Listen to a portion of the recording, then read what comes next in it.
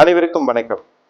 2026வது வருஷம் எந்தெந்த ராசிக்காரர்களுக்கு திருமண காரியம் கைகூடும்ங்கிறத இந்த காணொலியில பார்க்கலாம். வர்ற மே மாதத்திற்குள்ள மேச ராசி, மிதுன ராசி, சிம்ம ராசி இந்த 3 ராசிக்காரர்களுக்கும் திருமண காரியம் கைகூட வாய்ப்பு அதிகம்.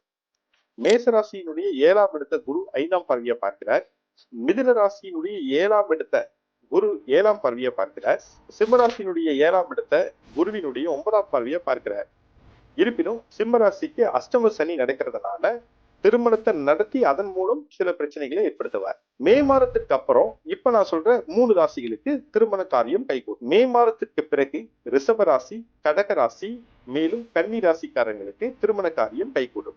ரிஷப ராசியினுடைய 7ஆம் வீட்டை குரு 5ஆம் பார்வையா பார்க்கிறார். கடக ராசியினுடைய மகர வீட்டை உச்ச குரு 7ஆம் பார்வையா பார்க்கிறார்.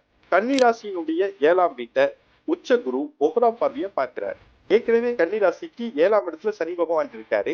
அதனால திருமணத்தையும் நடத்தி கொடுப்பார். அதன் மூலமா சின்ன சின்ன பிரச்சனைகளையும் கொடுப்பார். அப்போ இந்த 2026ல மேச ராசி, ரிஷப ராசி, மிதுன ராசி, கடக ராசி, சிம்ம ராசி, கன்னி ராசி இவங்களுக்கு எல்லாத்துக்கும் திருமண காரியம் கைகூட வாய்ப்புகள் ரொம்ப அதிகமா இருக்கு. நன்றி.